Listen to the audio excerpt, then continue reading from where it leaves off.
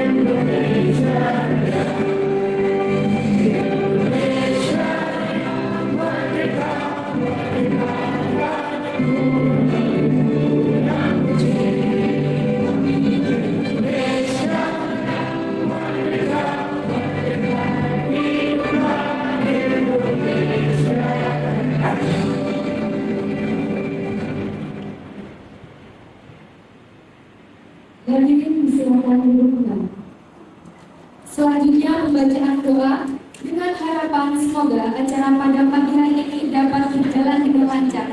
Kepada yang bertugas, disilakan. Assalamualaikum warahmatullahi wabarakatuh.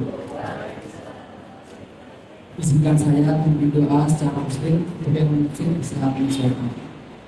A'udzubillahi minasyaitonir rajim. Bismillahirrahmanirrahim. Hamdan yuwafi ni'amahu wa yukafi mazid. Ya Rabbana wa lakal hamdu kama yanbaghi li jalali wajhika wa karimati sultanik. Allahumma shalli wa sallim ala sayyidina Muhammad wa ala ali sayyidina Muhammad. Allahumma inna nas'aluka salamatan fid din wa afiyatan fil jasad wa ziyadatan fil ilmi wa barakatan fil rizqi wa tawbatan qabla al-maut wa rahmatan 'inda al-maut wa maghfiratan ba'da al-maut. Allahumma hawwin 'alaina fi sakaratil maut wa najatan minan nar wa rafa'il ihsan. Rabbana la tuzigh qulubana ba'da idh hadaytana wa hab lana min ladunka rahmatan waghfir li wa liwalidayya warhamhum warhamhum kama rabbayani shaghira. Rabbana atina fid dunya hasanah wa fil akhirati hasanah wa qina 'adzabannar. Walhamdulillahirabbil alamin. Wassalamualaikum warahmatullahi wabarakatuh. Kami sampaikan terima kasih. Acara selanjutnya yakni sambutan-sambutan. Untuk sambutan yang pertama akan disampaikan oleh Ketua Kelompok 1 KKN Desa Kedayunan kepada Jessica Medias Putri. Silakan.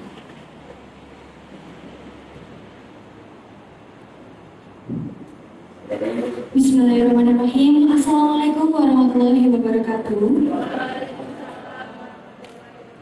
Shalom, Om Swastiastu, Namo Buddhaya, salam kebajikan, rahayu. Yang terhormat kepada Rektor Unpad Banyuwangi, Ibu Dr. Yovita Vivianti Indra Dewi Atmajaya SEMkom, yang diwakili oleh Bapak Dr. Mahfud MPD selaku Wakil Rektor 1 Bidang Akademik dan Kemahasiswaan yang akan hadir di tengah-tengah acara.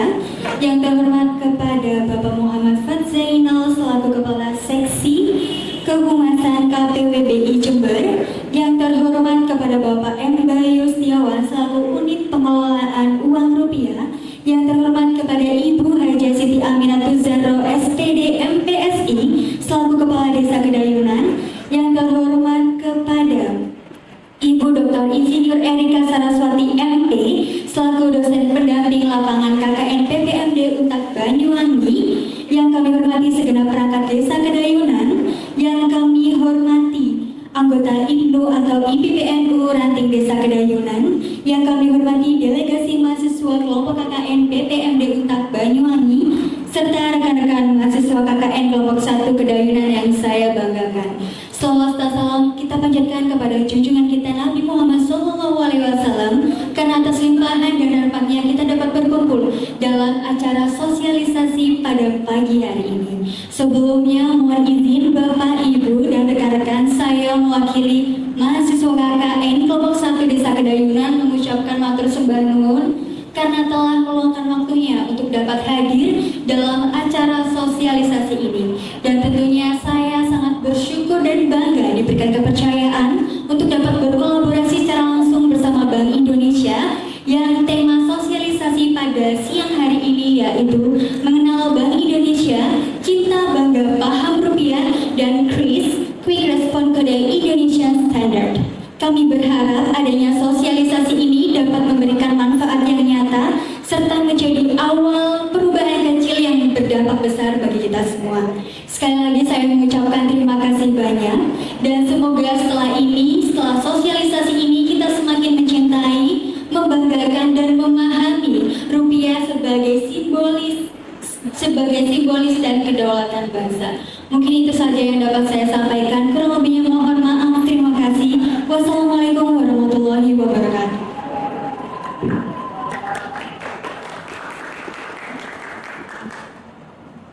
Sampaikan terima kasih.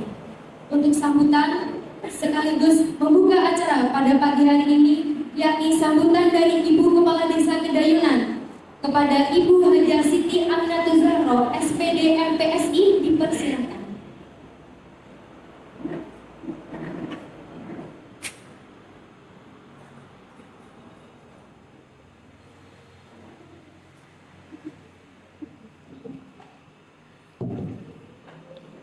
Bismillahirrahmanirrahim. Assalamualaikum warahmatullahi wabarakatuh. Bismillahirrahmanirrahim. Alhamdulillahirabbil alamin wassalatu wassalamu ala asyrafil anbiya'i wal mursalin sayyidina Muhammad wa ala alihi wa sahbihi ajmain, amma ba'du. Yang kami hormati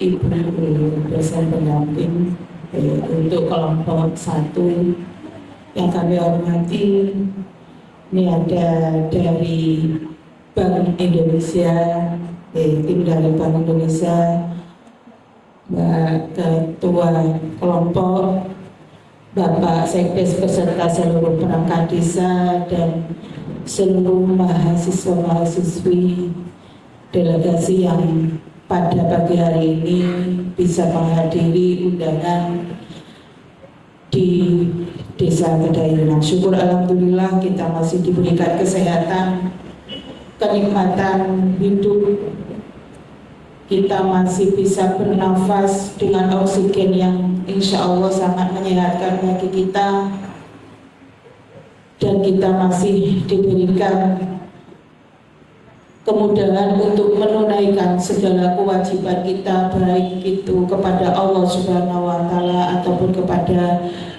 kita sesama makhluk yang hidup di dunia ini. Bapak Ibu yang kami hormati, adik-adik semuanya, pada hari ini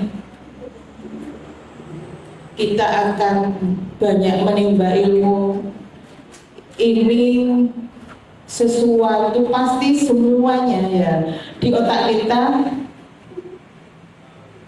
ada kebutuhan yang harus dibayar dengan uang.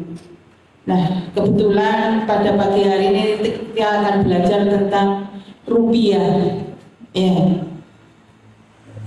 Kalau rupiah itu saya kenal sudah mulai lama, dan saya pastikan saya sangat cinta rupiah. Dengan pastinya semua cinta rupiah. Ya, karena mungkin yang dolar, yang rupiah itu masih sulit ya ada di dompet kita. Yang pasti yang rupiah ini yang ada.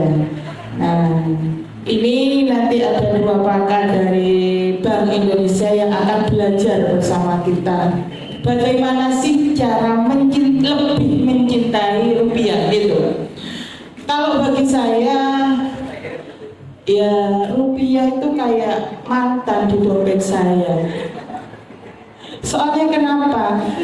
Ya bisa dibilang datangnya cepat, moro-moro hilang. Nah, kayak mantan kan? Ya kayak gitu itu memang. Ya. Kalau saya pengennya rupiah itu di dompet terus ada, bisa keluar ada yang masuk lagi kan gitu Pak. Ya nanti tanya aja kiat-kiatnya bagaimana nanti di BI ini. Karena ini yang pegang rupiah di sini kayaknya. Ya. Yang kebetulan ini dari Bank Indonesia nya Bank Jember ya. Di Banyuwangi belum ada ya. Adanya kayaknya ini masih di Jember. Monggo nanti kita belajar bareng. Ini bapak-bapaknya juga akan belajar juga bagaimana sih memelihara biar rupiah itu tetap tumbuh berkembang di dompet-dompet kita gitu. Ya, sama saya juga akan belajar juga ini bagaimana sih caranya mengembangbiakkan rupiah di dompet kita. Bapak Ibu, adik-adik dan semuanya, syukur alhamdulillah ya pada pagi hari ini dengan ucapan Bismillahirrahmanirrahim acara untuk belajar bersama Bank Indonesia pagi hari ini kita buka, semoga berjalan lancar.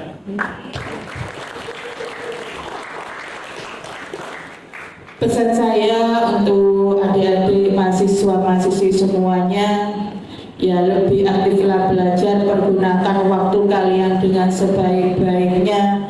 Ini waktu yang mungkin tidak lama bagi jenengan semua, setelah ini akan di wisuda dan kalian akan menghadapi kenyataan hidup bermasyarakat yang sesungguhnya.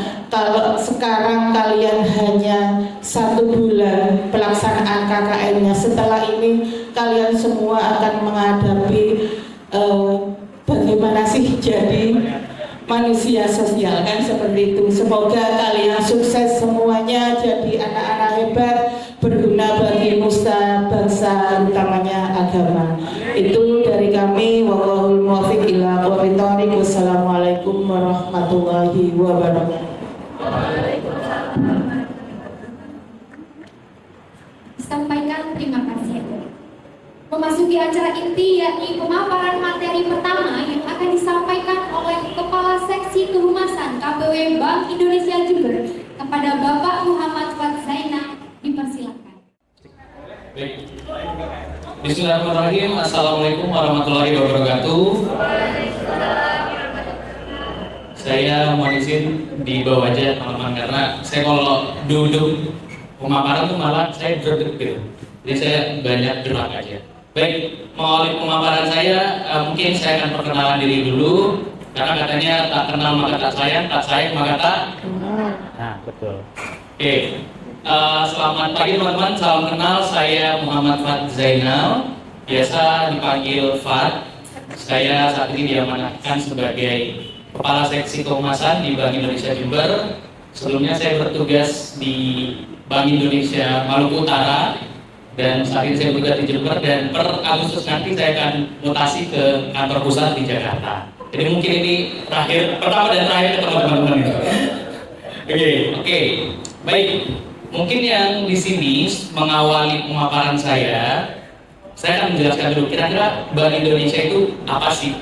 Kita bank sentral bedanya dengan bank konvensional itu seperti apa? Nah, nanti dari Mas Bayu Mamat, panggilan akrabnya, akan memaparkan kira-kira bagaimana kita cinta, bangga, dan paham terhadap rupiah. Nah, tadi kalau Bu Kades sudah menyampaikan cinta rupiah, nah itu nanti Mas Muhammad akan mendetailkan kita tidak hanya cinta, tapi harus bangga dan juga paham terkait rupiah. Nah, terkait di sini saya akan jelaskan kira-kira Bank Indonesia itu apa.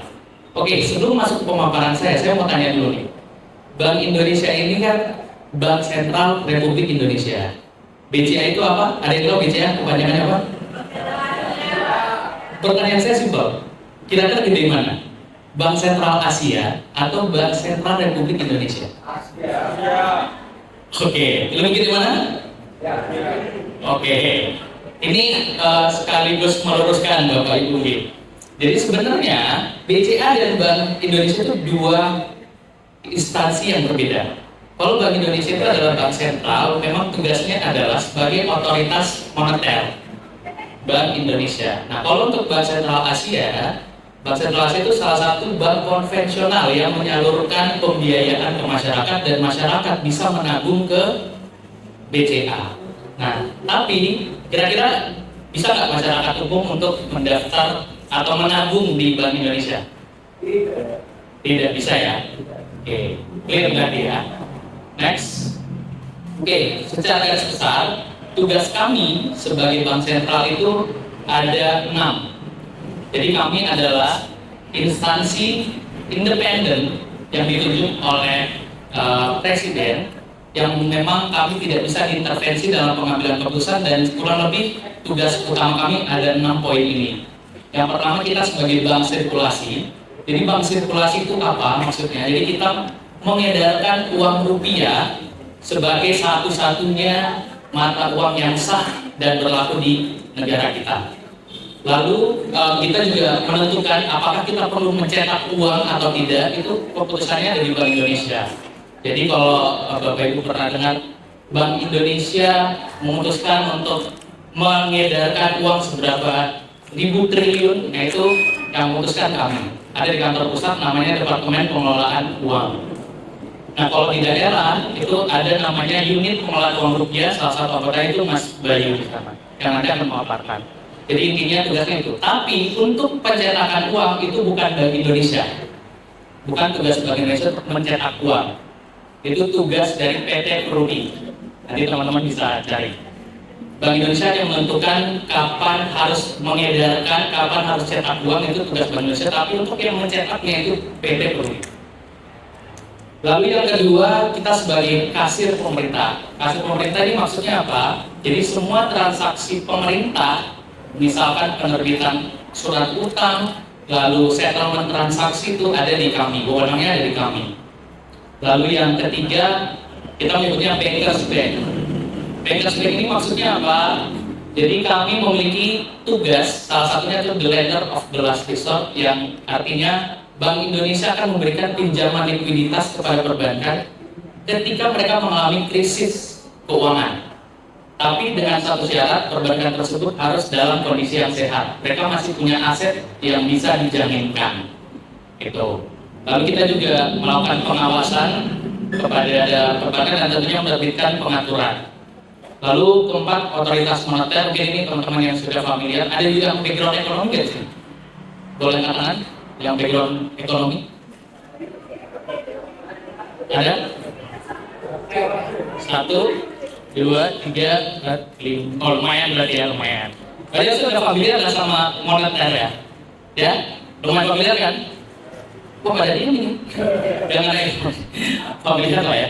Jadi saya nggak terlalu dalam sana. Jadi intinya otoritas moneter itu kita menerbitkan ketentuan terkait stabilitas moneter, yaitu kita ada juga operasi moneter lewat pasar uang, pasar modal.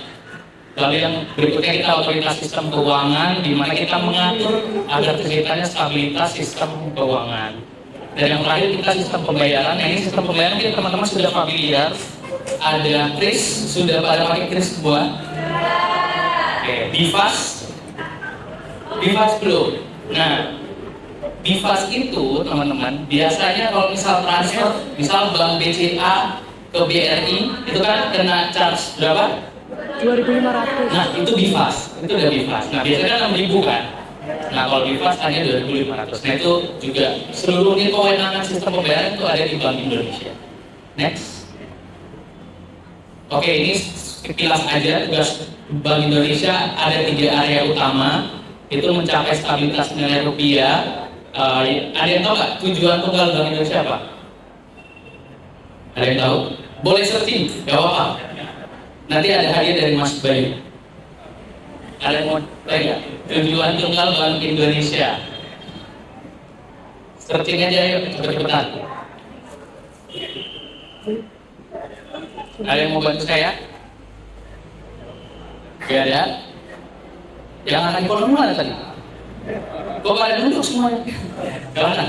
Apa tujuan tunggal Bank Indonesia tahu Mas? Ayo Mbak, maju ke depan Mbak. Ayo Mbak, bantu saya. Nama sama jurusan apa? Perkenalkan, nama saya Sinta Wia Putri, Prodi Pendidikan Bahasa Inggris.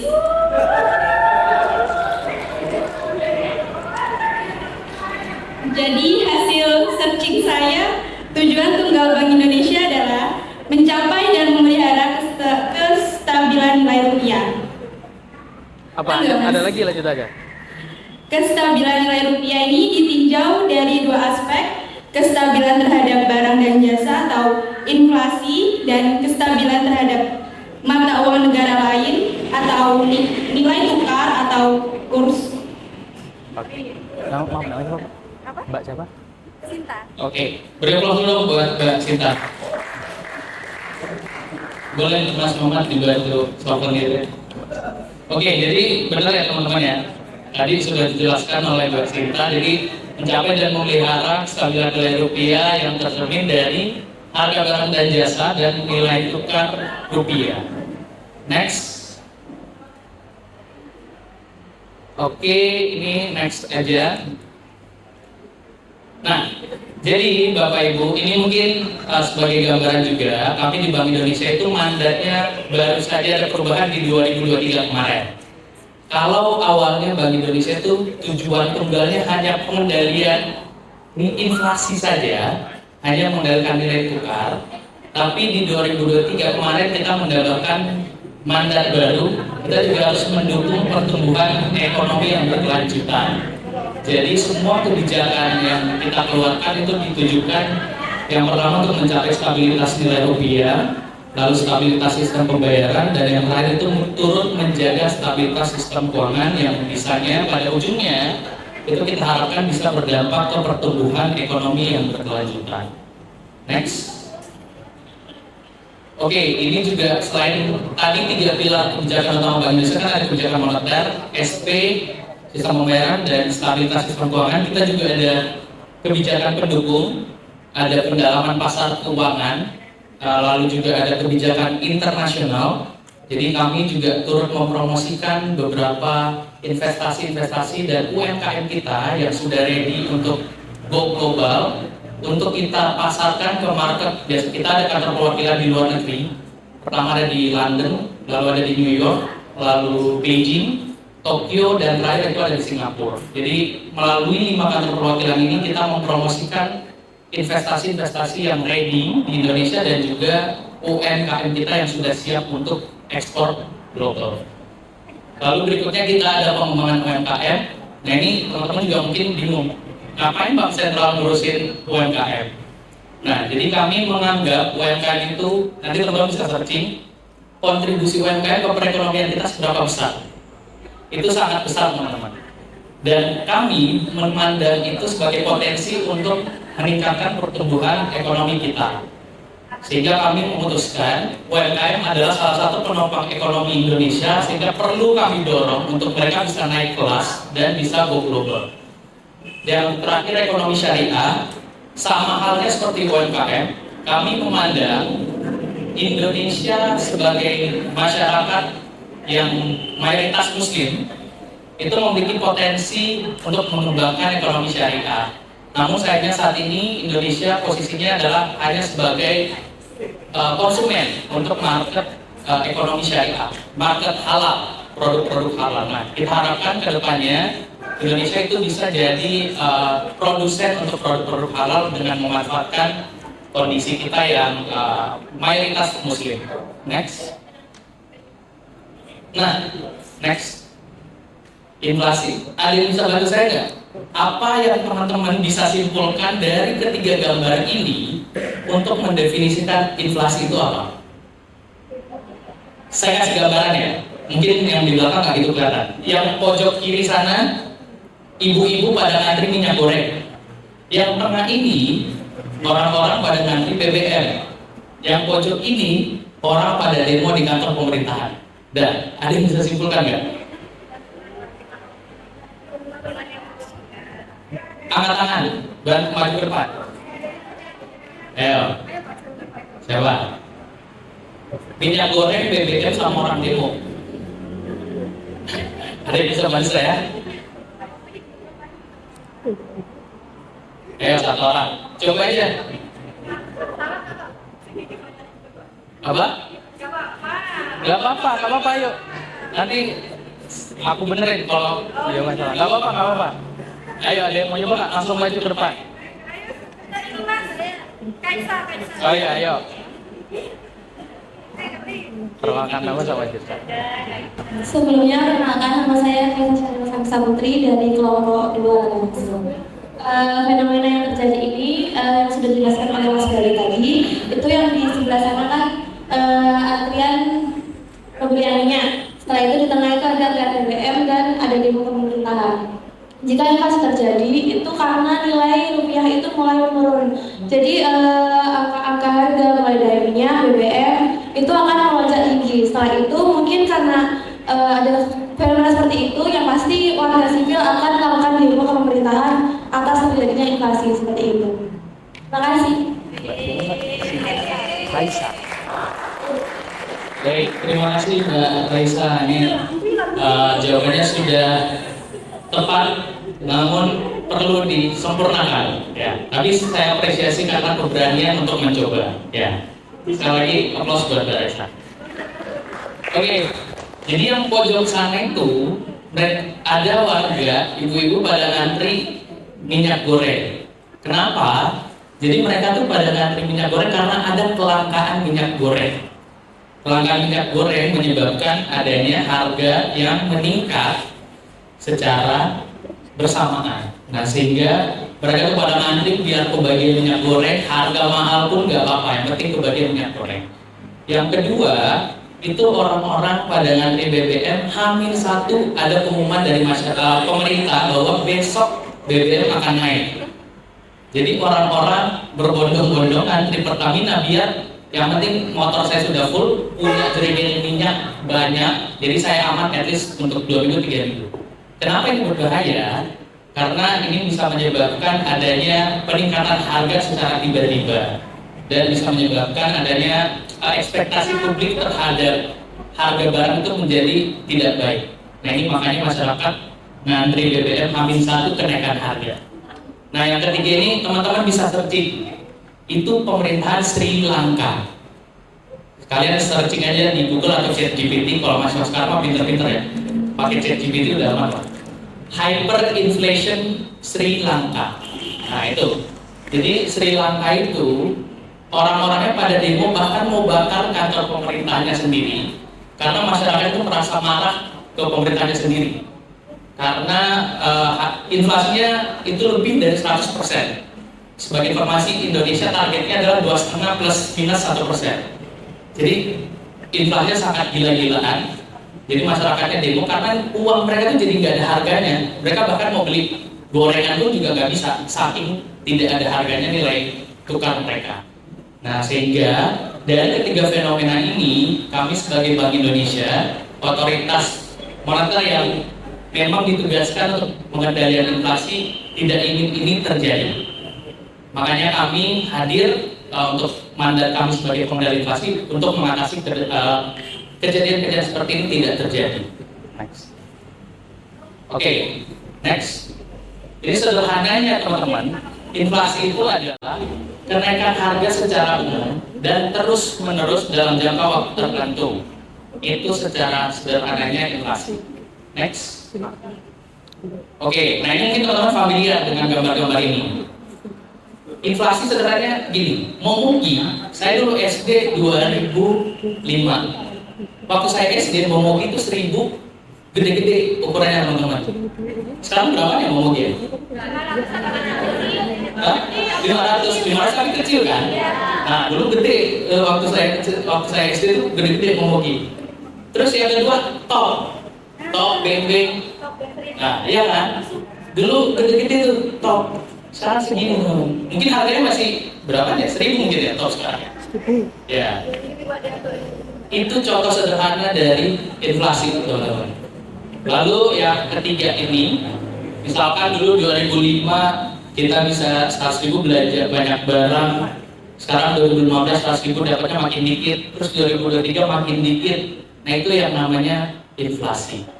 Atau misalkan dulu kayak dapat KFC ya Bu ya, dulu pas ibu kuliah Bu, KFC berapa Bu? Bukan ya sama muda. KFC berapa Bu? 1 porsi Bu, ayam, nasi, sama Coca-Cola. Berapa Bu? Gak nyampe 1000. Oh belum ada KFC bahkan. Ya, itu contoh gampang dari inflasi. Kalau teman-teman juga penasaran, bisa dicari juga namanya Big Mac Index.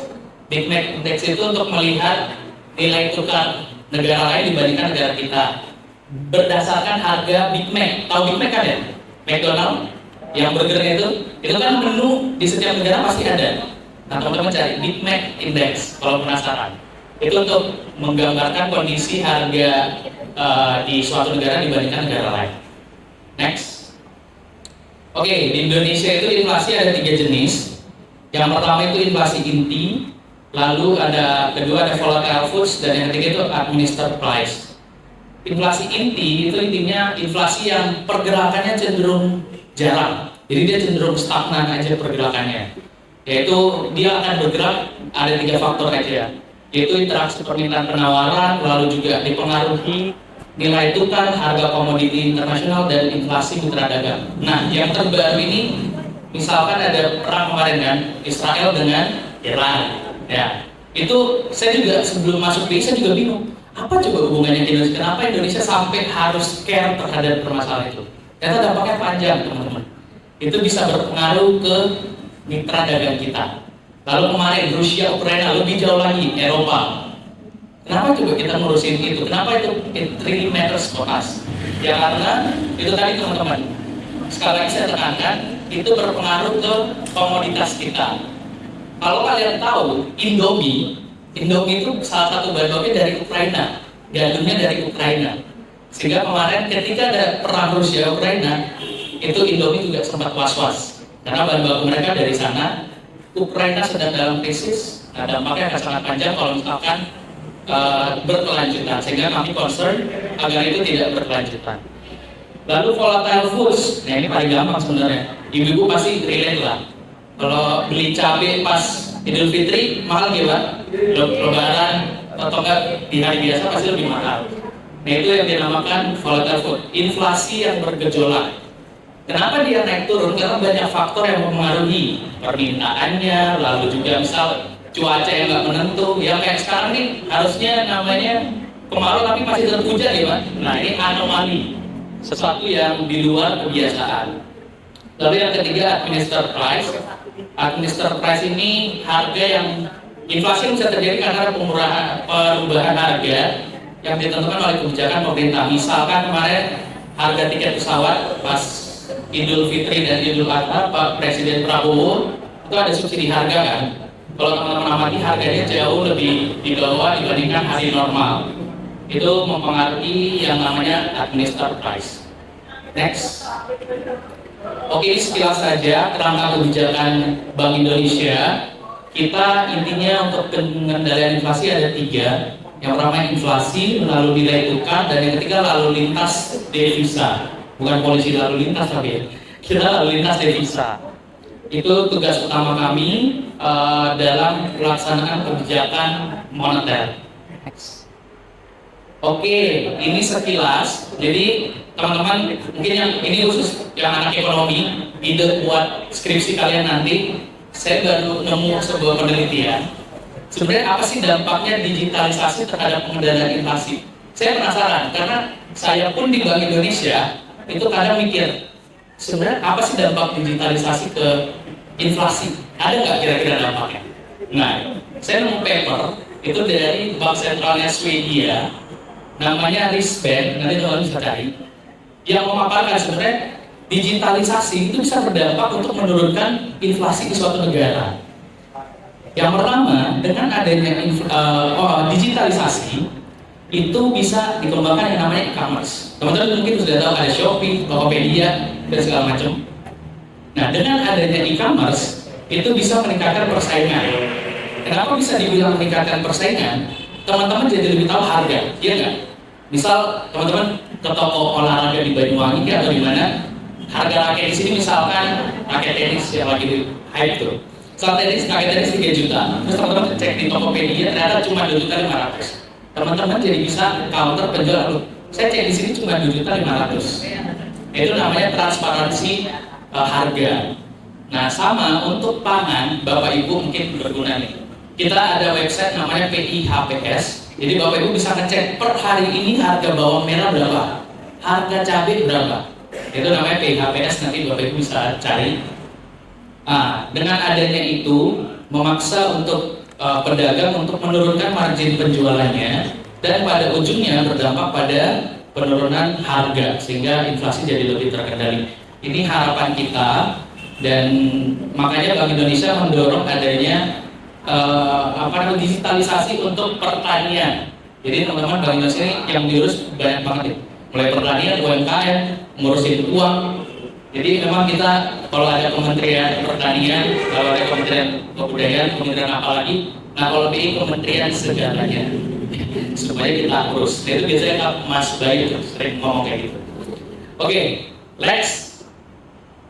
Oke, jadi apa yang bisa teman-teman lakukan sebagai anak muda Gen Z? Teman-teman Gen Z semua nggak sih? Ya, oke. Gen Z, apa sih yang teman-teman bisa lakukan? Kalau dari kami ada 3 untuk pengendalian inflasi. Yang pertama, teman-teman belanja bijak. Jadi apa sih belanja bijak, Mas? Oke, belanja bijak itu intinya belanja sesuai dengan kebutuhan, jangan sesuai dengan keinginan. Misalkan beli tiba-tiba buka TikTok, check out ranjang kuning kan, itu namanya FOMO ya. Itu harus dikurang-kurangin loh. jangan terlalu FOMO. Ya. Itu belanja bijak. Misalkan beli cabai biar beli secukupnya, butuhnya cuma 1 kilo ya belinya cukup 1 kilo, jangan berlebihan. Lalu yang kedua urban farming.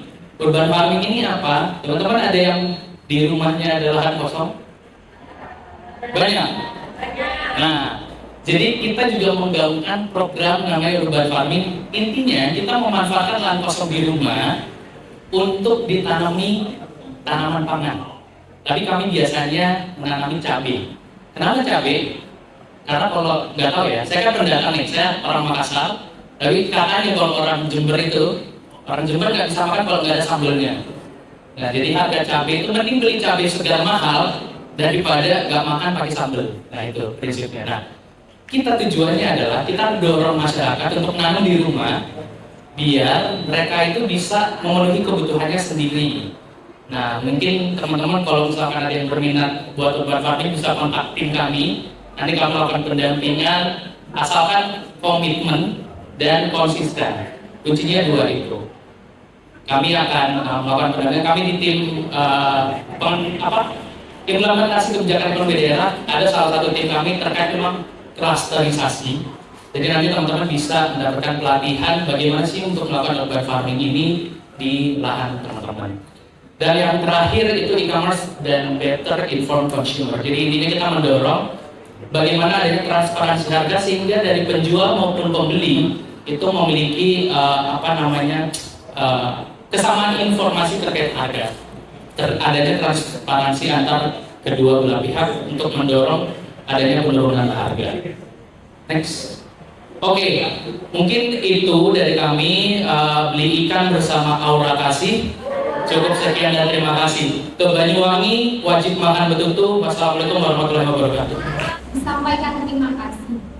Sebelum memasuki materi yang kedua, kita punya tagline untuk acara kali ini. Untuk izin untuk Bapak, Ibu, dan rekan-rekan semuanya, kita panggil Sobat Rupiah. Setuju? Nah, kalau saya bilang Sobat Rupiah, semuanya serempak bilang cinta, bangga, paham rupiah. Bisa? Oke. Kita mulai ya. Sobat Rupiah, cinta, bangga, paham rupiah. Terima kasih, beri aplaus untuk semuanya. Untuk selanjutnya penyampaian materi kedua yang akan disampaikan oleh unit pengelolaan uang rupiah kepada Bapak M. Bayu Setiawan, kami persilakan. Hidup sendiri tanpa kekasih, hujan tanpa guru. Selamat siang, Bapak, Ibu, adik-adik terkasih. Assalamualaikum warahmatullahi wabarakatuh. Perkenalkan, saya Bayu Setiawan. Saya dari unit pengelolaan uang rupiah. Jadi yang dijelaskan oleh Mas Fat tadi adalah materi Bank Indonesia secara keseluruhan, Bank Sentral.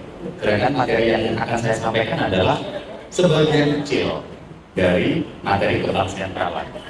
Meskipun ini hanya sebagian kecil, tapi mungkin ini yang akan sering mengena kepada Bapak Ibu semua, adik-adik sekalian, dan masyarakat.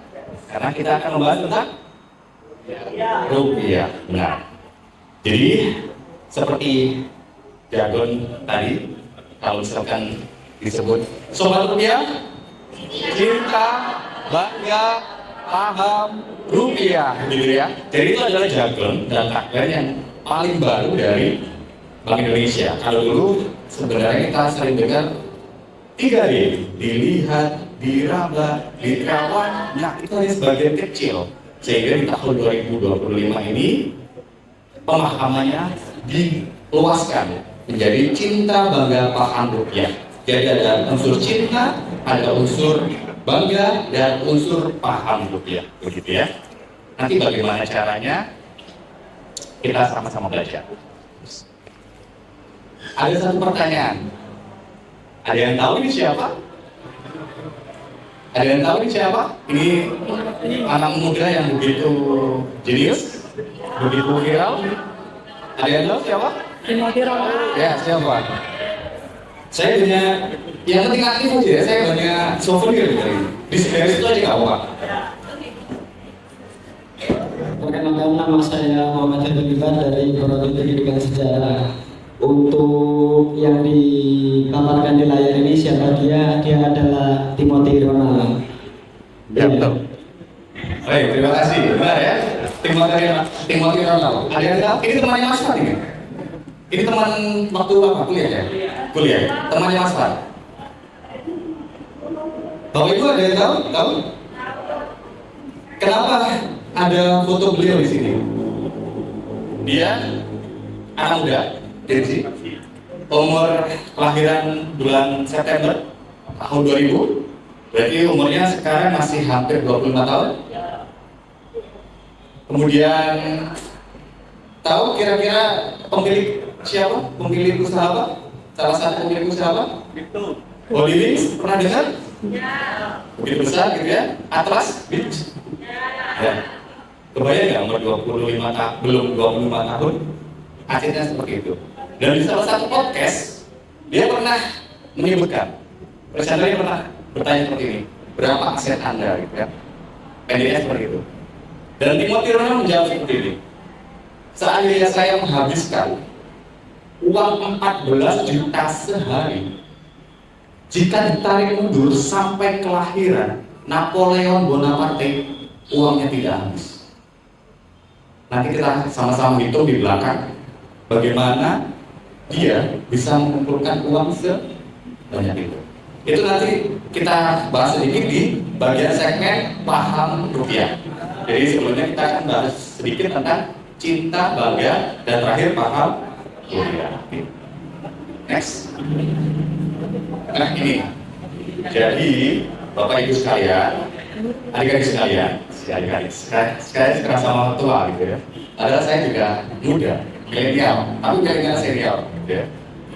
Nah, uang yang ada di satu dompet Bapak Ibu sekalian itu tidak semerta-merta mengalami perjalanan yang pendek. Perjalanannya begitu panjang. Tapi pernahkah terpikir jika kita menerima uang rupiah, biasanya apa yang pertama kali kita lakukan? Ditekuk, dimasukkan saku. Saya semalam beli sate di daerah Sinaplek. Petugas yang menjual sate begitu ramainya satenya itu. Saya bayar 50.000. Beliau kembalikan ke saya 35.000. Bagaimana caranya? Uang kertas begini kan? Bagaimana kondisinya tahu? Padahal perjalanannya begitu panjang.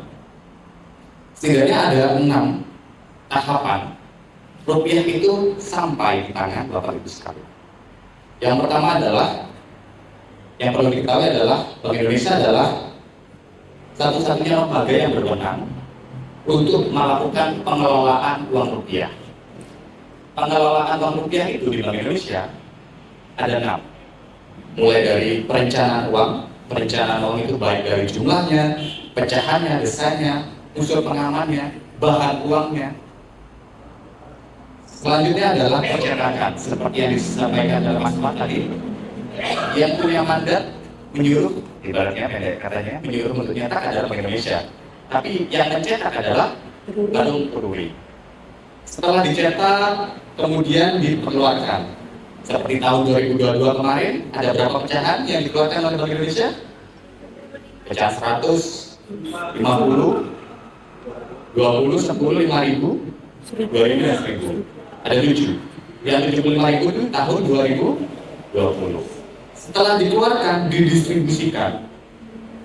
Distribusi itu ada udara, laut, dan darat. Seperti contohnya di kantor perwakilan Bank Indonesia Jember, uangnya itu adalah uang dari kiriman dari kantor pusat, dikirim melalui kereta api. Ada juga yang dikirim melalui kapal laut transit di Surabaya, dari Surabaya dikirimkan ke BI Jember. Begitu juga di Bali. Uangnya di Bali itu adalah uang dari kantor pusat yang dititipkan di kantor perwakilan Bank Indonesia Jember. Dari kantor perwakilan Bank Indonesia Jember dikirimlah ke kantor perwakilan Bank Indonesia Bali, melewati selat Bali yang begitu berbahaya ini ya, gitu ya. Sama demikian, bagaimana uangnya di Papua, di BI Papua sana, sama dikirimkan dari kantor pusat menggunakan pesawat. Bahkan biaya untuk mengirimkan saja mungkin lebih besar daripada uang yang dikirim. Sebegitu besarnya. Bagaimana kalau misalkan di pulau-pulau terpencil, contoh di Bawean, itu bagaimana? Jadi kita harus kerjasama dengan TNI Angkatan Laut untuk mengirim uang itu.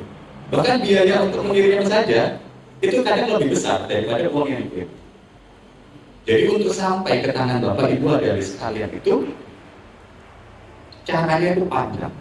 Jadi sering sekali kita sesalkan bahwa bagaimana setelah sampai diberlakukan seperti itu. Setelah itu pencabutan dan penarikan. Nah ini bisa dilihat di websitenya BI. Jadi uang-uang apa yang sudah layak untuk ditarik dan dicabut. Contohnya, yang apa yang kemarin? 100.000 yang ada warna merah itu tahun 1999 itu ditarik. Setelah itu dimusnahkan. Jadi setiap hari Kamis dan Selasa di BI itu menerima penukaran uang rusak.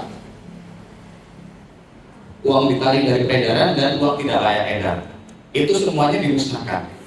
Pernah terpikir bagaimana cara BI memusnahkan? Jadi kita punya mesin yang besar sekali gitu ya. Uang yang peredarannya seperti itu kita masukkan di mesin, nanti keluar cacahan uang serpihan itu.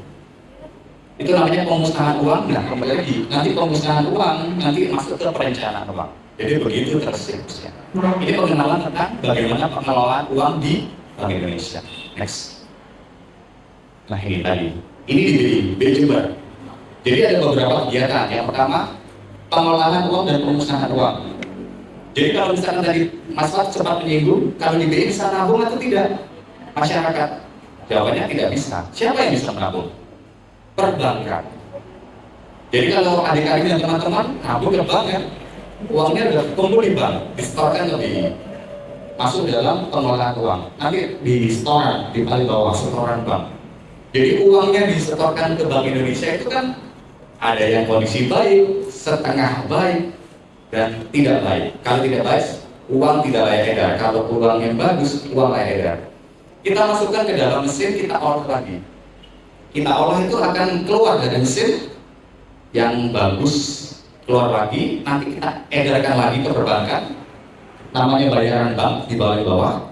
Yang jelek bagaimana? Tuh nomor yang paling atas. Jadi serpihan seperti itu. Kebayang nggak? Setiap hari Bank Indonesia Jember itu memusnahkan uang seperti itu seberapa banyak? Kebayang? Puluhan miliar. Pernah lihat uang puluhan miliar? Ya. Kemudian ada kegiatan layanan kas keliling. Pernah? Ini masih sering lihat. Jadi layanan itu ada di dalam kantor dan di luar kantor. Kalau di luar kantor namanya kas keliling, biasanya di pasar-pasar ada mobilnya BI, itu namanya layanan penukaran uang, kas keliling. Ada juga di loket yang tadi saya sebutkan dari Selasa dan Kamis itu, kalau punya uang besar, selama itu asli dan ukurannya lebih dari 2/3 bisa ditukarkan di BI. Ya. Next. Nah, kita itu intermezzo. Kita sudah masuk materi yang inti yaitu cinta, bangga, dan paham rupiah. Kita bahas sedikit mengenai cinta. Tadi Ibu Kadis sudah bilang kita pasti cinta pada rupiah. Nah, kita coba tes. Next. Apa yang salah dengan gambar ini? Ada yang tahu? Mungkin ada kan? Aku kasih holder HP. Cinta ya? Holder HP. Ada yang tahu? Jawab aja langsung dari situ. Jawab salah. Dari uang 50.000 ini apa yang salah? Jangan lihat keren ya. Gak ada nomor seri. Salah. Gak boleh jawab lagi ya, salah ya dia. Kenapa? Oke, salah. Kenapa? Gambar apanya? Gambar? Oke, benar ya? Bayangkan loh, sebanyak itu udah salah semua ya, karena cinta. Ternyata nggak tahu kan? Kalau misalkan kita cinta kepada seseorang, paling nggak kan step pertama apa? Mengenali kan? Kita harus kenal baru cinta. Next. Nah ini kan harusnya ini kan. Nah, tadi pahlawannya harusnya di pecahan berapa? Berarti nggak cinta. Next. Nah, jadi cinta pertama tentunya kita harus mengenali, gitu ya. Next. Nah, dilihat. Sama tadi kan saya bilang 3D, dilihat, diraba, diterawang. Nah, pemahaman itu masuk dalam kategori cinta. Contoh ini, warnanya terlihat terang dan jelas. Ini nggak saya lakukan beneran ya, ini nggak cukup. Ini masih bagus. Cinta, warnanya jelas dan terang. Kalau misalkan kelihatan uang yang asli itu pasti warnanya jelas dan terang. Kalau misalkan dibedakan dengan uang yang tidak asli, itu kelihatan banget.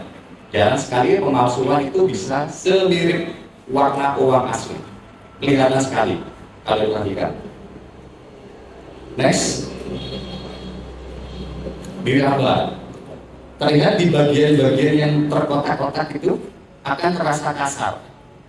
Kalau misalkan Bapak Ibu bawa uang gitu bisa diperagakan. Terlihat kasar di bagian-bagian itu.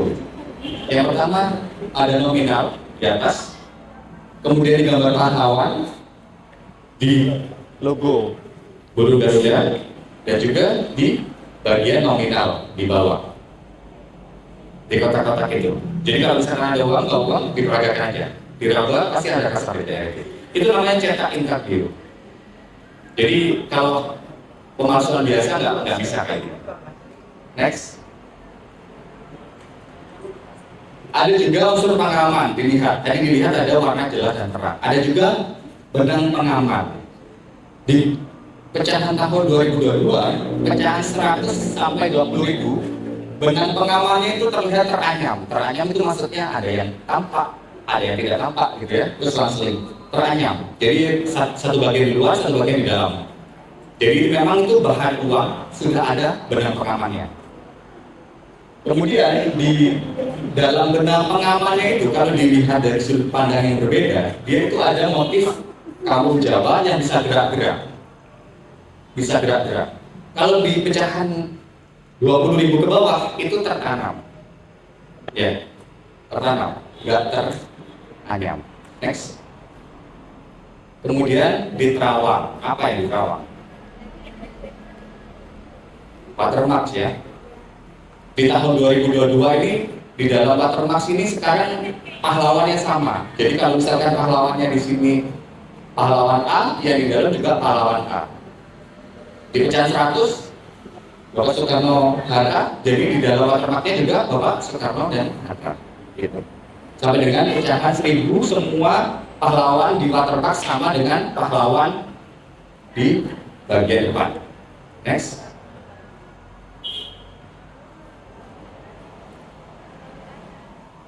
Nah ini, ada kebiasaan yang tadi seperti saya sebutkan.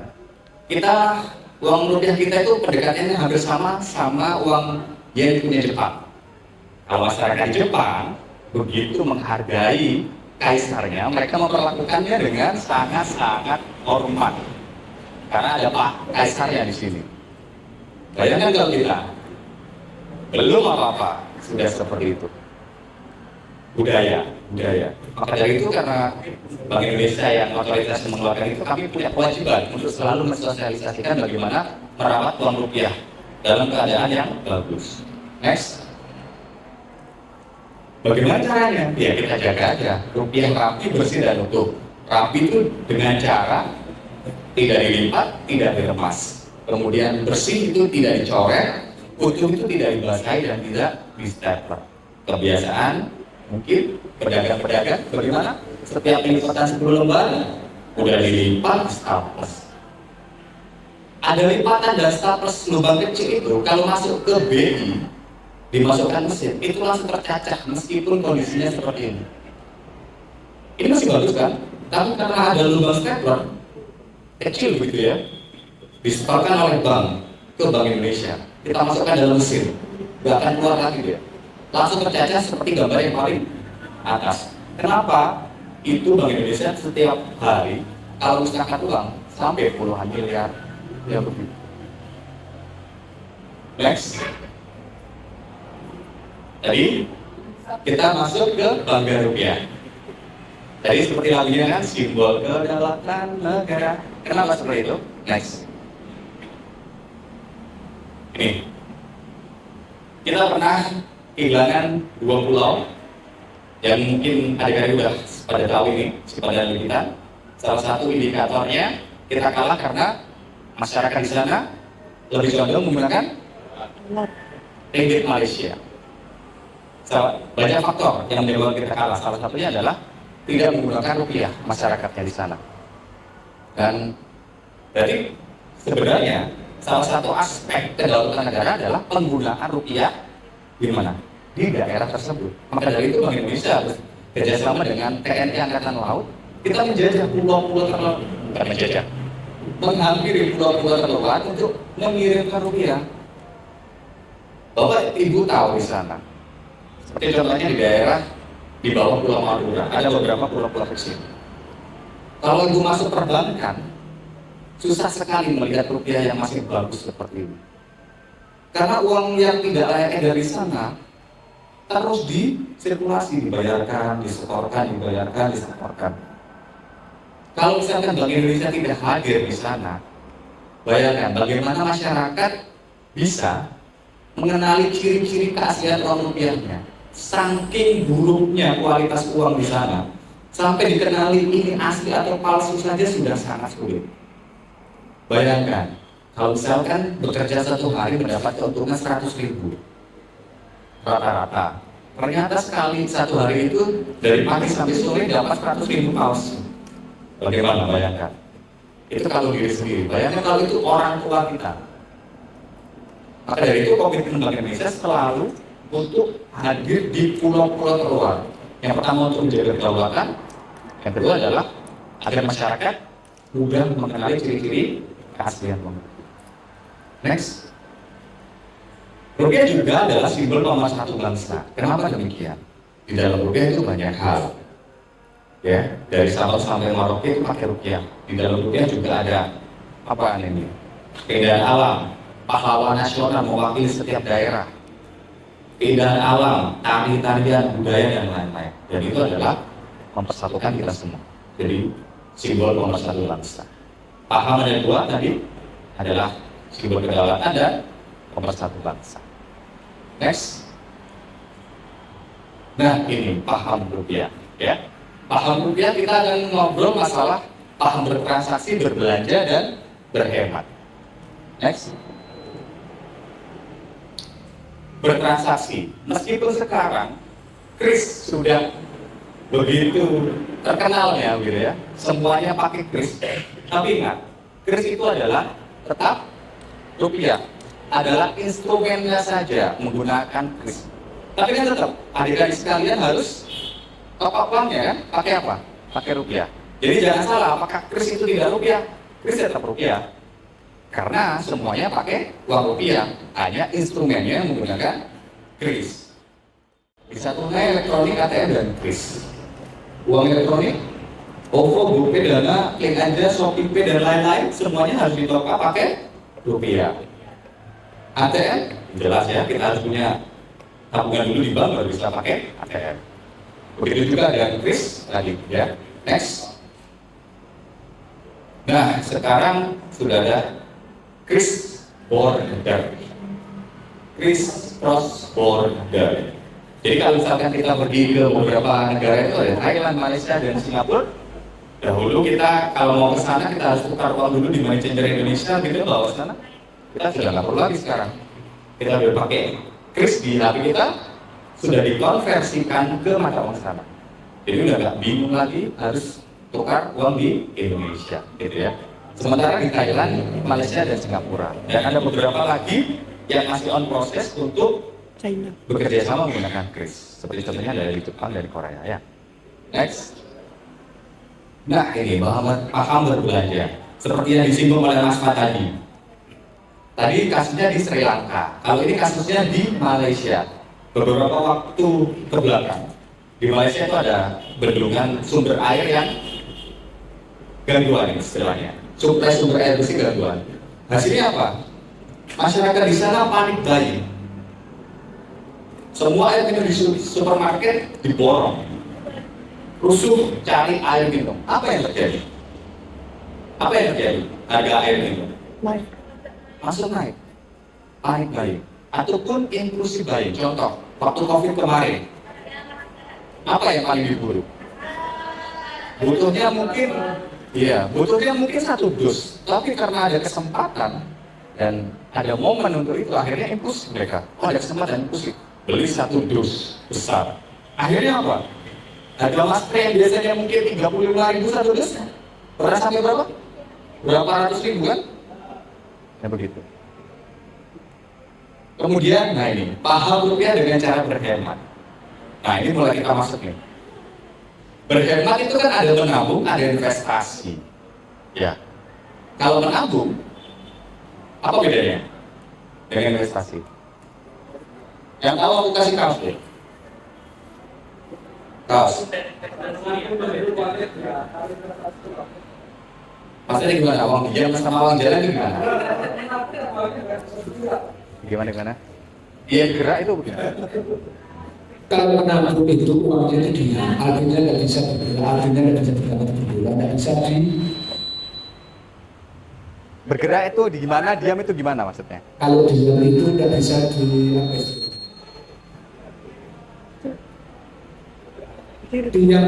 istilahnya itu ya nggak bisa berkembang istilahnya.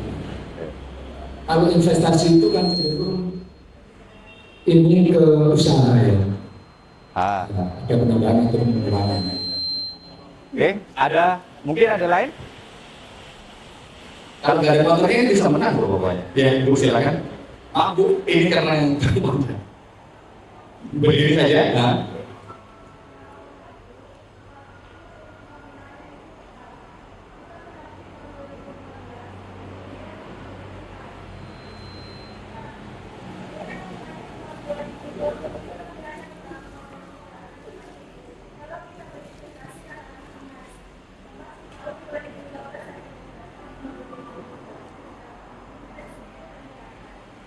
Oke, bagaimana ya? Lebih cocok kemana? Lebih cocok kemana? Ibunya ya? Oke, selamat. Tolong ibunya. Oke, benar ya? Jadi intinya adalah, perbedaannya adalah kita tahu kalau kita ada instrumen yang memberikan return atau tidak. Contoh, kan ibu tadi bilang 15 juta ditabung di bank. 5 tahun lagi bertambah atau berkurang?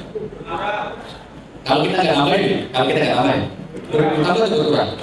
Ya berkurang, karena setiap bulannya dia dipotong admin dan ATM, betul? Biaya admin rekening dan biaya admin ATM. Tapi kalau misalkan, berarti kan uangnya ibu tidak ditaruh pada instrumen keuangan. Kalau investasi, tadi berarti ditaruh di instrumen. Jadi instrumennya itu ada 2. Ada yang sektor real, ada yang instrumen keuangan. Sektornya contohnya real kan kelihatan berarti ditaruh di emas, gitu kan? Real barangnya beli 15 juta, kemarin ada beberapa perang, tadi dagang dari Amerika juga, akhirnya pengaruh harga komoditas emas, gila harganya dari 1 juta dan hampir 2 juta. Jadi karena uangnya ditaruh pada instrumen yang memberikan return, itu namanya investasi. Begitu bedanya. Contoh menabung, ini contoh ya, ini bukan ajakan, ini contoh. Sekarang banyak bank digital, ya kan, yang memberikan suku bunga yang di luar jaminan lembaga penjamin simpanan. Ini contoh. Kasih bank, pernah tahu awal-awal si bank pernah ngasih uang return berapa setiap tahun? 7%. Dan cairnya setiap hari. Berarti itu uang diam seperti Bapak atau uang yang ditaruh pada instrumen? Taruh instrumen, karena dia bertambah. Ada lagi yang itu resikonya paling kecil, konservatif. Ada juga yang resikonya menengah. Contoh, pernah dengar surat berharga negara? Pernah dengar? Obligasi, pernah dengar? Nah, kalau misalkan kita taruh uang kita di situ, bisa memberikan return kupon 6,5% atau 6,25%. Seperti contohnya hari ini. Hari ini negara sedang mengeluarkan surat berharga negara T02 dan T04. Artinya apa? T02 itu jangka waktunya 2 tahun, T04 itu 4 tahun. Returnnya 6,25 sama 6,45 kalau nggak salah. Bisa dibeli sampai tanggal 7 Agustus. Jadi kalau misalkan kita taruh uang kita di situ, setiap tahun akan bertambah sebesar 6%. Berarti uangnya ditaruh pada instrumen yang memberikan return. Begitu. Contoh bagaimana cara belinya? Ini contoh. Kita bisa download aplikasi Bibit atau Stockbit. Jadi aplikasi itu memang sudah berizin OJK dan diawasi. Dan di situ kita bisa beli reksadana, obligasi, surat berharga negara, bahkan saham. Saham ini tingkat resikonya paling tinggi. Dan ada sekarang yang paling terkenal apa? Timothy kemarin. Apa? Besar gara-gara apa Timothy? Kripto, Bitcoin. Dulu mungkin kita skeptis dengan Bitcoin. Tapi kenyataannya, bagaimana Timothy sekarang? Besar sekali asetnya. Jadi Timothy dulu, saya cerita lagi, balik depan. Timothy dulu udah punya uang dari usaha pomade di usia 15 atau 16 tahun. Kali itu dia bisa menghasilkan uang 100 juta. 1 juta. Kemudian dengan timnya dia membentuk agensi dan ternak uang. Ternak uang itu bermain di saham. Bapak Ibu pernah tahu saham? Ada yang tahu saham? Saham itu adalah salah satu instrumen investasi. Contoh, ada Big Bank di Indonesia, BRI, Mandiri, BCA, BNI. Kan di depan tulisannya PT Bank Negara Indonesia TBK. TBK artinya adalah terbuka. Jadi siapapun masyarakat bisa memiliki bank tersebut. Dengan cara apa? Dengan cara membeli sahamnya. Cara beli sahamnya bagaimana? Contoh, membeli download aplikasi ini, kemudian beli di situ. Kalau misalkan kita punya sahamnya, berarti kan kita pemiliknya. Contoh, misalkan saya beli sahamnya BNI 1%. Setiap tahun BNI memberikan return, misalkan menghasilkan laba 100 juta. Saya sebagai pemilik berhak nggak dapat 1% dari laba 100 juta itu? Tuh. Kenapa orang yang dapat dividen? Dividen itu adalah pembagian hasil usaha. Itu adalah instrumen investasi. Dan itu yang dilakukan oleh Timothy Ronald sebelum kenal kripto. Dia menggulungkan uang 100 juta dari usaha pomade-nya itu di instrumen saham. Kala itu, waktu COVID, saham BRI, semua saham seluruh Indonesia itu ambruk harganya. Contoh, BRI yang harga 6.000 jadi 2.000. Bayangkan, Timothy di all-in harganya di sana sehingga uangnya kala itu 60 miliar. Ini kalau sesuai podcastnya ya. Dia bilang setelah pasca COVID itu dia dapat menggulung uangnya dari 100 sampai sekitar 60 miliar rupiah. Setelah pasca itu dia udah kenal lama namanya Bitcoin. Tapi kala itu masih belasan ribu dolar harganya. Belasan ribu dolar, sekitar 15 atau 16 ribu dolar. Itu sekitar berapa? 200 jutaan satu Bitcoin. Dia all in semuanya, 60 miliar ke Bitcoin. Tahu nggak sekarang per hari ini berapa harganya? 120 ribu dolar. Hampir nyentuh 2 miliar. Jadi berarti dia taruh harga 200 juta per keping. Jadi hampir 2 miliar. Nah, kembali ke pertanyaan awal tadi. Next, udah. Ada yang tahu udah hitung belum? Berapa asetnya Timothy tadi? Ada yang hitung? Aku hitung kasih ini deh. Kasih speaker. Perkiraan. Aku udah hitungin sih, cuma kita cross check aja. Jadi satu podcast yang bilang seperti ini. Berapakah asetmu sekarang di usia belum tentu 25? Ketika saya mengeluarkan uang 14 juta setiap hari, habis setiap hari, ditarik mundur sampai kelahiran Napoleon Bonaparte, nggak habis. Jadi kira-kira berapa asetnya? Namanya siapa? Alisa.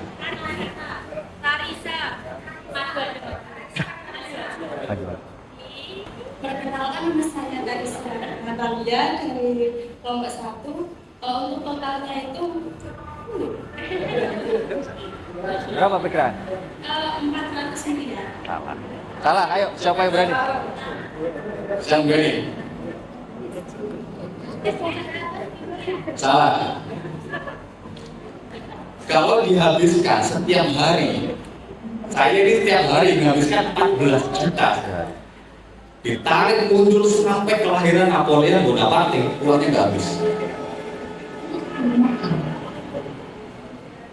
Berapa kira-kira asetnya Timothy Ronaldo sekarang?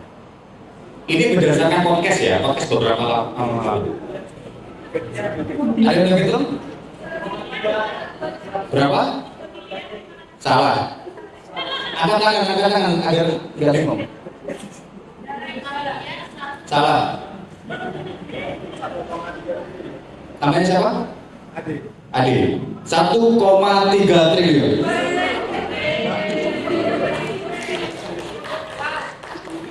Kebayang nggak? Coba hitung tren. Next. Ya, sama-sama. Nih. Kelahiran Napoleon Bonaparte itu tahun 1769. Kalau misalkan kita tarik mundur sampai dengan hari ini 256 tahun dikali 365 hari 93.440 hari dikali 14 juta sehari. Pernah terpikir nggak 1,3 triliun itu seberapa banyak? Di BI itu ada, uang segini itu ada, di manajemen itu ada. Kalau saya analogikan, mungkin gedung ini tutup. Gedung ini yang tempat kita duduk dan berdiri ini ketutup uang. Bayangkan anak usia 25 tahun sudah punya aset. Sebenarnya bukan itu, penekanannya bukan karena bitcoinnya, bukan karena sahamnya, tapi karena dia melek finansial lebih dulu daripada yang lain. Begitupun ada di semuanya. Kalau kita melek mulai sekarang gitu ya, dari usia muda, mungkin suatu saat ke depan ada momen-momen yang bisa membawa kita seperti Timothy. Banyak hal, mungkin suatu saat kita temukan lah instrumen lain. Tapi intinya apa? Jangan sampai sia-siakan masa muda ini untuk menggulung asetnya dengan melek investasi apapun itu. Jangan cuma kuliah pulang, rugi beneran. Rugi beneran. Belajar finansial penting. Karena kalau kalian udah lulus dan bisa kayak Timothy gitu ya, nggak usah Timothy jauh-jauh. Intinya menghasilkan return 10% saja di stock market, contoh di saham saja stock market 10% atau 20%, 3 tahun itu double duit kalian. Namanya adalah compounding interest. Itu adalah salah satu keajaiban dunia ke-8. Katanya Lokenhong. Lokenhong siapa? Warren Buffett-nya Indonesia, bisa dicari. Jadi gimana ini ada? Intinya adalah paham rupiah adalah kalian paham apa tadi? Cara bertransaksi, kemudian berbelanja, jangan panik buying, jangan impulsif, cukup belanja sesuai kebutuhan. Dan yang terakhir adalah berhemat. Berhemat itu caranya ya menabung, Kita tabung dulu, setelah uangnya cukup banyak, diinvestasikan, jangan didiamkan, rugi. Bayangkan kemarin contoh ditaruh sektor real. Harga emas cuma 1 juta, kalian nabung udah dapat 10 juta misalkan. bisa dibelikan emas dapat 10 gram. Tiba-tiba perang, tadinya di 2 juta.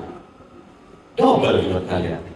Intinya menabung dulu dengan cara yang banyak ya, menabung ya, dengan cara tambah skill, ya kan, bisa jualan dan lain-lain. Intinya menabung. Setelah cukup uangnya, investasikan. Jangan didiamkan. Rugi. Jangan mau kalian kerja tukar waktu untuk uang, tapi biarkan uang yang gantian kerja. Siapa tahu kalian the next Timothy Ronald ya? Itu udah? Nah, udah cukup mungkin itu presentasi dari saya dari unit pengelolaan rupiah. Terima kasih. Wassalamualaikum warahmatullahi wabarakatuh. Masih ada hadiahnya untuk pertanyaan Mas? Sampaikan terima kasih. Acara selanjutnya yaitu sesi tanya jawab. Kepada sobat rupiah yang ingin bertanya dipersilakan.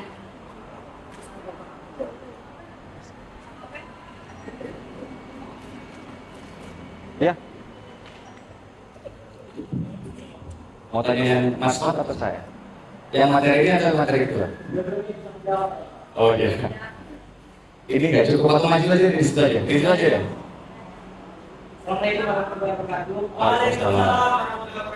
Selamat siang, selamat Merdeka!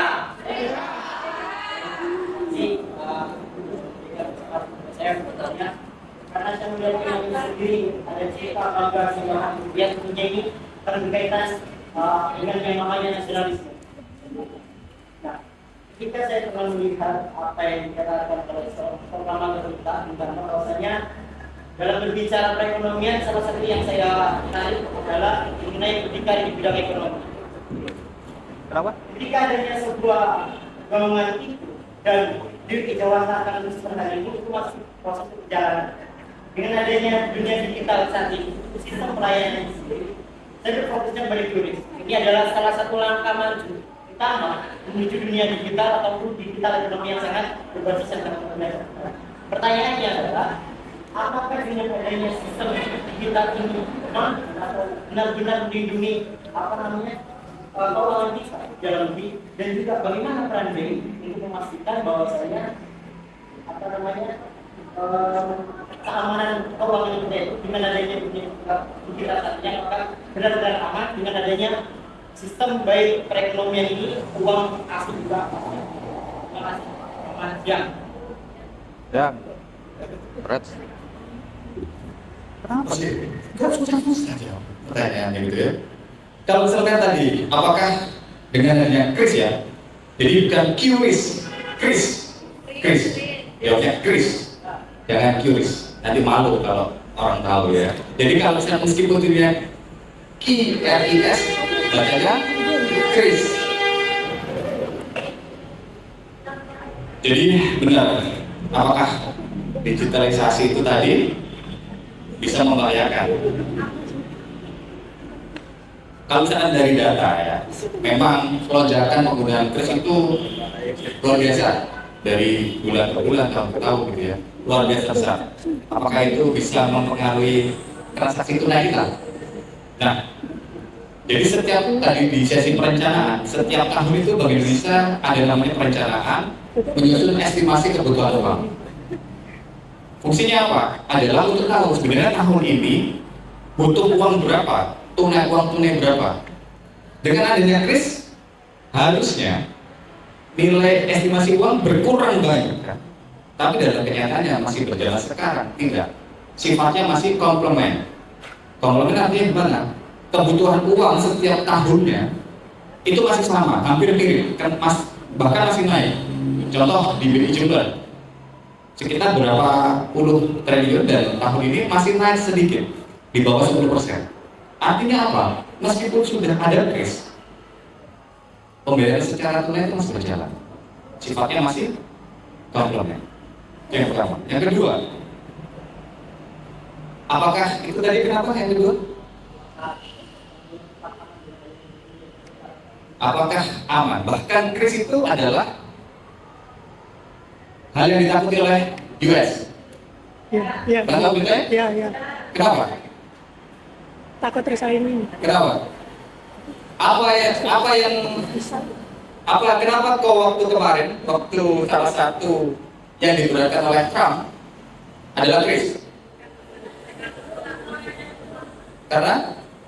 Karena semuanya pembayaran dahulu itu fokusnya ke Visa dan Mastercard. Ada fee di situ. Setiap kita transaksi menggunakan kartu yang ada logonya Visa dan Mastercard, ada fee. Ada fee untuk larinya ke perusahaan Amerika. Tapi setelah ada Kris, apa yang terjadi? Gak kepake.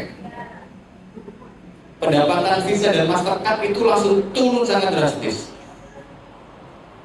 Apakah aman? Sejauh ini masih belum ada keluhan masalah itu. Bahkan pengembangan Kris cross border itu semakin lebar. Dan itu adalah idenya dari siapa? Game changernya itu Indonesia. Jadi Kris ini adalah murni dari Indonesia, murni dari Bank Indonesia, asli produk bangsa, anak bangsa Indonesia. Kita perlu bangga. Dan negara lain mau bekerja sama dan berkolaborasi sehingga Kris bisa diterima di negaranya masing-masing.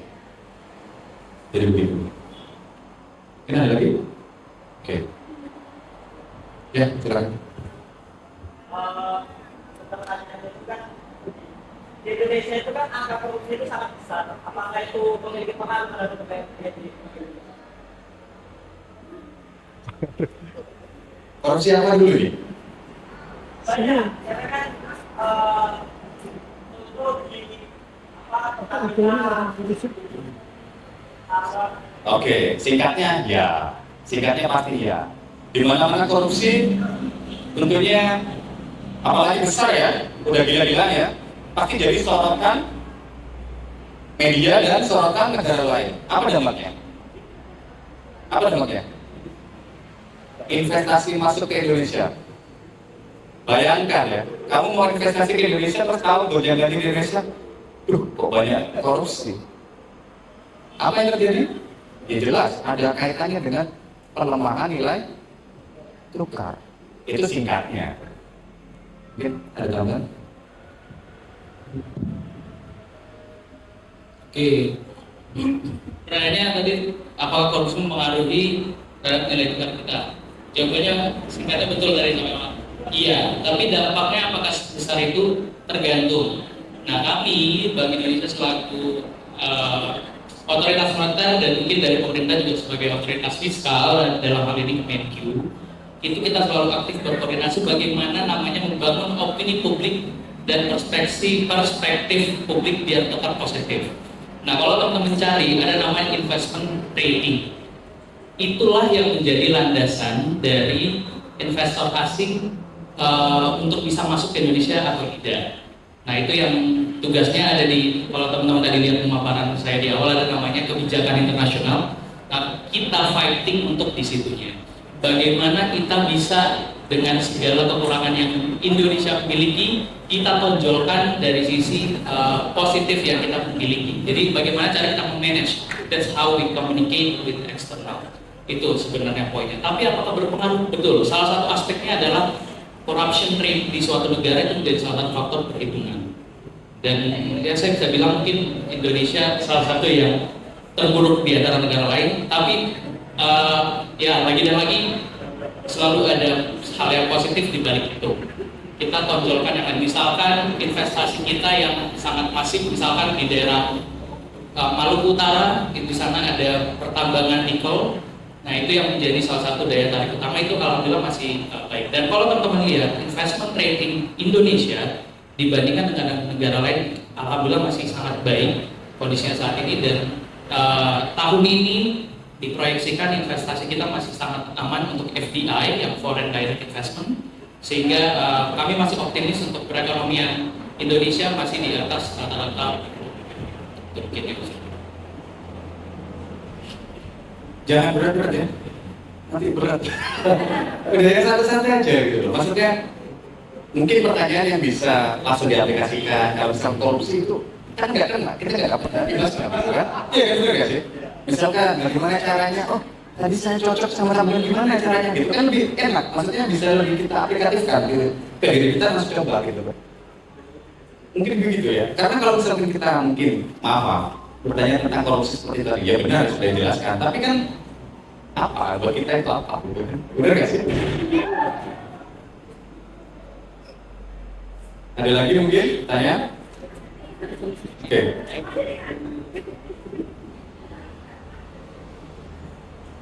Izin, Assalamualaikum warahmatullahi wabarakatuh. Waalaikumsalam. Perkenalkan, nama saya Andi Firmansyah, saya dari Fakultas Teknik. Seperti yang kita tahu kan, transaksi itu tidak ada tunai ya. Bisa dari ATM, terus transfer dan juga yang kedua ini kris kan. Nah, pertanyaan saya, apakah limit dari masing-masing transaksi itu berbeda? Karena saya pernah mencoba membandingkan. Jika kita menggunakan ATM kan sudah jelas ada limit minimal 40.000 Anda bisa langsung gitu kan. Terus untuk transfer kita bisa menggunakan sampai mungkin minimal saldo 10.000 masih bisa kan kalau transfer. Sedangkan untuk kris saya pernah mencoba dengan saldo terakhir 50.000, saya coba untuk transaksi berjumlah 10.000 itu tidak bisa. Apakah memang ada limit dari masing-masing aplikasi tersebut? Terima kasih. Oke, Mas Alif ya. Oke, Mas Alif. Ini baru nih, terakhir yang belum notatif, Mas Mamat. Jadi, apakah emang ada batasan atau enggak? Nah, untuk spesifik kris ya, Mas. Untuk kris sendiri, itu bahkan kita selalu mengkampanyekan namanya campaign Rp1. Kenapa? Karena kris itu sebenarnya bahkan Rp1 pun sudah bisa. Kalau nanti teman-teman kalau misalkan ada acara BI, nanti monggo mampir ke tempatnya BI, itu kita akan selalu ada campaign scan kris Rp1 karena memang itu salah satu keunggulan kita.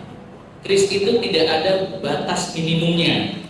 Minimumnya tidak ada. Minimal Rp1 saja sudah bisa ditransaksikan. Mungkin Mas Alif yang waktu itu dengan saldo 50.000 dan transaksi 10.000 ya Mas. Mungkin Bang, kalau boleh tahu apa? Dari Bang atau? Beri. PR. Nah, mungkin lagi ada gangguan dari aplikasinya. Karena memang kalau secara by system, jadi kita minimal Rp1 sudah bisa. Mungkin ada teman-teman. Jadi biasanya gini, di perbankan itu kan ada saldo minimal kan? Iya. Di rekening kan? Sedangkan kris itu kan ada saldo kan? Kalau misalkan limit saldo di banknya udah limit, kamu bayar kan nggak bisa. Tapi kalau misalkan saldomu di atas limit, misalkan 100.000 ya, ditransaksikan 5.000 harusnya bisa. Harusnya bisa. Jadi minimal Rp1. Harusnya bisa. Mungkin tadi nggak bisa karena kepentok limit saldo di bank. Nah, ada lagi?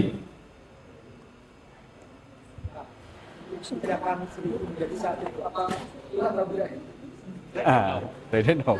Tugas saya. Iya tugas. Jadi nanti kebetulan Mas Pak ini yang akan pergi ke divisi itu di departemen. Jadi tapi secara umum kita yang di daerah belum dapat komunikasi secara resmi. Jadi kalau saya sendiri tidak berani menjawab mengenai itu Pak, karena memang belum dapat secara resmi, info secara resmi. Tapi nanti itu di divisinya Mas Pak yang akan pegang. Jadi divisi kebijakan. Jadi kalau kita di daerah masih menunggu komunikasinya. Jadi terus terang saya nggak berani menyebutkan itu bahwa jadi bukan. Takutnya nanti saya bilang jadi, bukan jadi Banyuwangi, gitu ya. Karena itu butuh penyesuaian. Atau ini memang sengaja kami harus bawa pulang lagi. Pulangnya last box. Tuh. Ada pertanyaan satu lagi? Bawa pulang ke Jember aja kali. Bawa pulang ya? Bawa pulang? Penawaran lain ini. Gak masalah, yang penting berani deh. Gak ada yang salah pokoknya. Kita apresiasi semua jawaban. Yang penting berani maju ke depan. Ayo.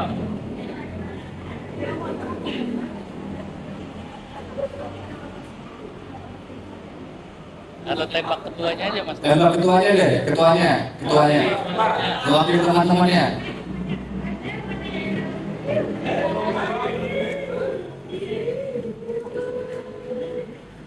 Putri Indonesia begitu jalan. Gak kayak kita ya. Iya, kayak kita.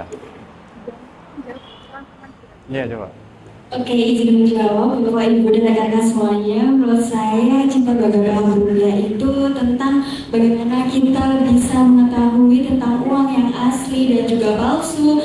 Terus juga kita mengetahui tentang gimana sih kita bisa lebih cinta terhadap uang. Karena banyak sekali kasus-kasus tentang kepalsuan uang dan juga tentang uang. Dan menurut saya sendiri, generasi Gen Z kadang juga tidak bisa mengetahui trace seperti apa bacanya, terus juga tulisannya seperti apa. Dan juga tentu dengan adanya cinta bagai paham rupiah ini, kita semakin mencintai, membanggakan dan juga memahami pentingnya rupiah untuk kedaulatan bangsa dan juga simbolis identitas bangsa. Menurut saya seperti itu. Terima kasih.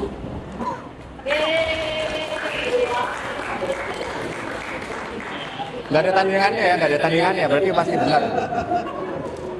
Baik, seluruh nomornya sudah habis dan pertanyaan juga sudah tidak ada. Kami tutup akhir presentasi dan tanya jawab pada siang hari ini. Kami ucapkan sekali lagi terima kasih atas undangannya.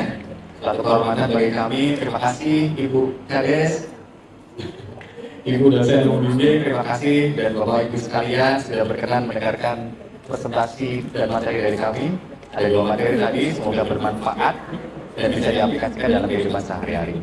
Assalamualaikum warahmatullahi wabarakatuh.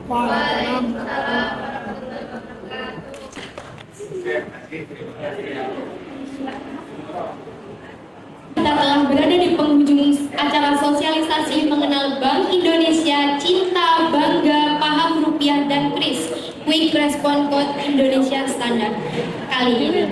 Akhir kata dari saya, mohon maaf apabila ada kesalahan atau kekurangan dari panitia. Saya selaku MC yang bertugas mewakili panitia memohon maaf dan pamit undur diri. Wassalamualaikum warahmatullahi wabarakatuh. Merdeka!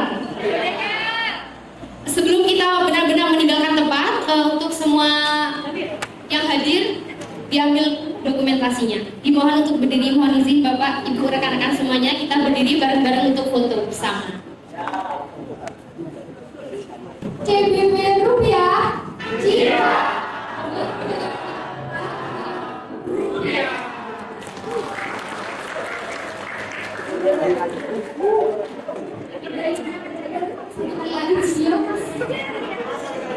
saya dengan kelompok 1 KKN Kedayunan, semua serta jawab ceria. Kelompok 1 KKN Desa Kedayunan.